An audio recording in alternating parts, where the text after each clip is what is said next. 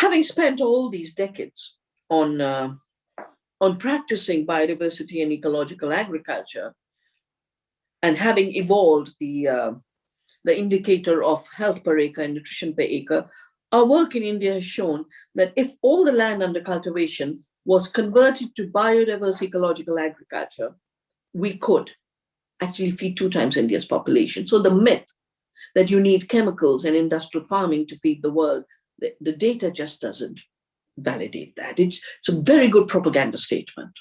And that's the tragedy of our times, that propaganda has substituted science. Knowledge has been displaced by data. And data is merely the extraction of information into bits, and then having algorithms arrange those bits into some fake pattern, which does not reflect the pattern of society or the pattern of nature. Big data is not knowledge. Big data is not wisdom to decide what's good for your health or the health of the planet. That wisdom comes from full knowing beings taking the best from their societies, their ancestors, and from their bodies, because bodies are intelligent. You know what? We were just told they're dead matter. Nature out there is dead matter, our bodies are dead matter, and all you have to do is interchange. And transhumanism is really dreaming of not just the ultimate machine, but Ray Kurzweil, you know, the guru of Silicon Valley, actually says we have to enhance ourselves and merge and become part of that which is superior to us, the machine.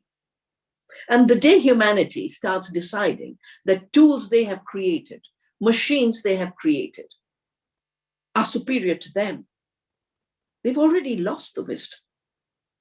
And of course, then data mining and data manipulation and behavioral modification will be the substitute. I've written a book called Oneness versus 1%, which has been published by Chelsea Green. And in that, I've tried to solve the puzzle of how come billionaires became more powerful than elected governments?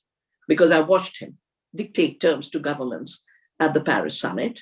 And he was just dictating terms to your president in America, to Biden, saying, all technologies won't do, and I have the new technologies. Well, Hitler had new technologies of extermination. Are you going to celebrate it because it was new? You have new technologies of geoengineering, of genetic engineering with gene editing and gene drives. And you have new technologies without knowing how to breed a seed, without knowing what a seed is, to push through machines the seeds you have stolen from our farmers and have genomic maps made. We know the colonizers came and took our lands and made maps. Colonization was about the invader making maps. Today's colonization is digital maps on life systems. And it's not that we don't have laws that respect all this. I worked for the Convention on Biological Diversity. I worked for my national laws to protect the sovereignty of the seed, the sovereignty of countries. And the only way these digital maps will be useful is by undercutting these regulations. And therefore, Bill Gates is financing on a very rapid rate the deregulation that we've put in place over the last few decades. He's also launched a year ago, you know, at the peak of Corona, he was very busy. He was creating the new world. He launched a whole new program called Gates Ag One. Now, my life in the service of the earth has shown that every part of the earth is unique. Her biodiversity varies. Farming systems have evolved in partnership with our biodiversity. Food systems have evolved in partnership with that biodiversity. Our bodies have evolved in partnership with that biodiversity.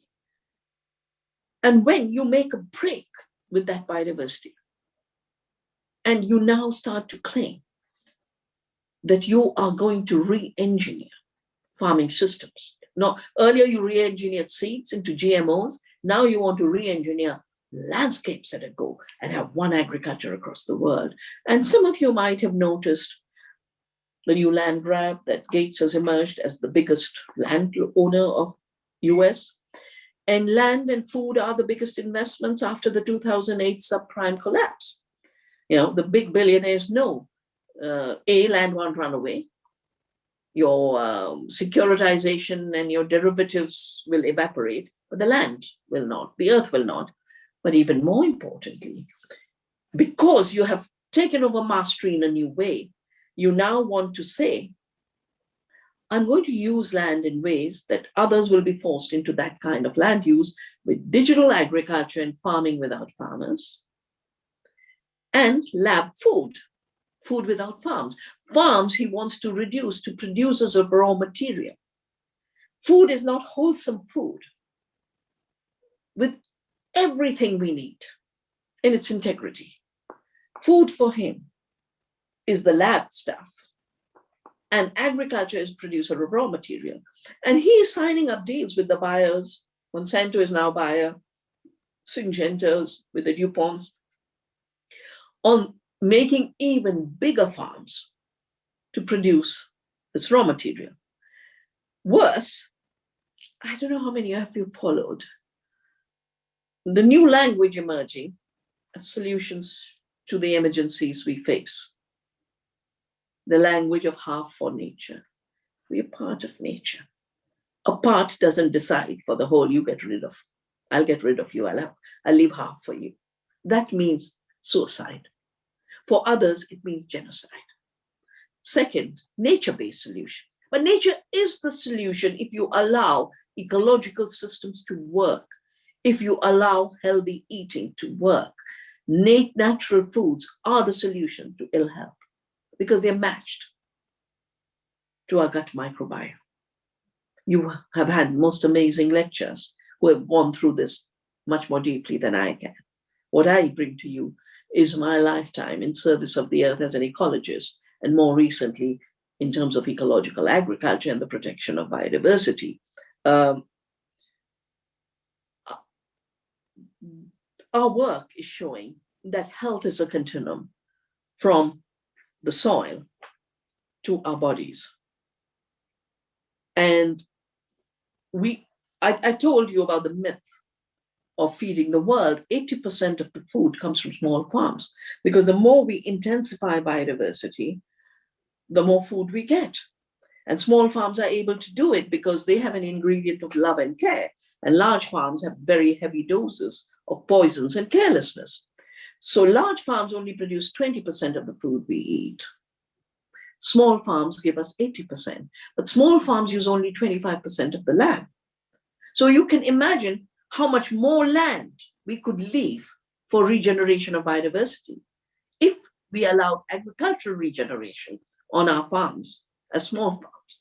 This is why we need small farmers. For me, small farmers are the health providers, not commodity providers. That's how we work with our farmers. You give health.